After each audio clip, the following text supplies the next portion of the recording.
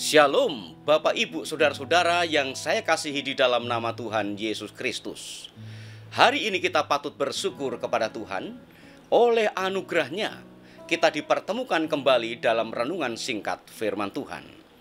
Firman Tuhan hari ini terambil di dalam kitab Injil Lukas pasal 11 ayat 28.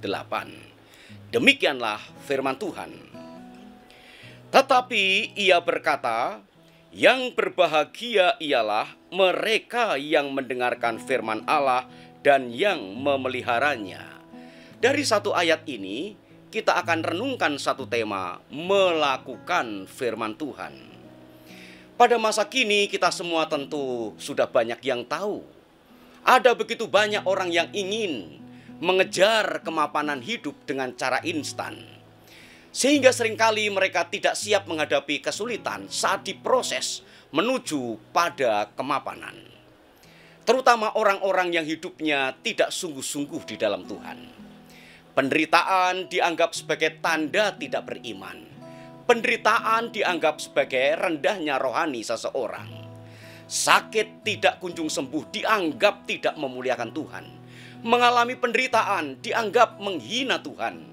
Pekerjaan mengalami masalah dianggap mempermalukan Tuhan. Padahal Alkitab sangat jelas mengatakan bahwa orang yang mempermalukan Tuhan dan yang hidup dalam kesukaran adalah orang-orang yang tidak melakukan kebenaran firman Tuhan. Padahal Alkitab sudah menuliskan bahwa orang yang memiliki iman yang kuat dan memiliki kerohanian yang baik tidak selalu baik dan mapan, tetapi juga bisa mengalami penderitaan, kesulitan, dan mengalami pasang surutnya kesehatan dan ekonomi. Bagi seorang anak Tuhan yang sejati, ia tidak akan gelisah ketika dalam kesulitan. Ia tidak akan menyalahkan Tuhan ketika penyakit tidak kunjung sembuh-sembuh, tetapi akan menjadi sedih ketika tidak berdiri di atas kebenaran firman Tuhan.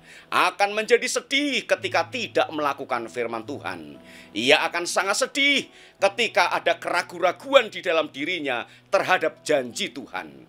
Oleh karena itu, saudara-saudara, Bapak Ibu yang saya kasihi di dalam nama Tuhan Yesus Kristus, jadilah orang yang berbahagia karena melakukan firman Tuhan, bukan karena hal-hal lahiriah. Kiranya Tuhan Yesus Kristus memberkati kita semuanya. Amin.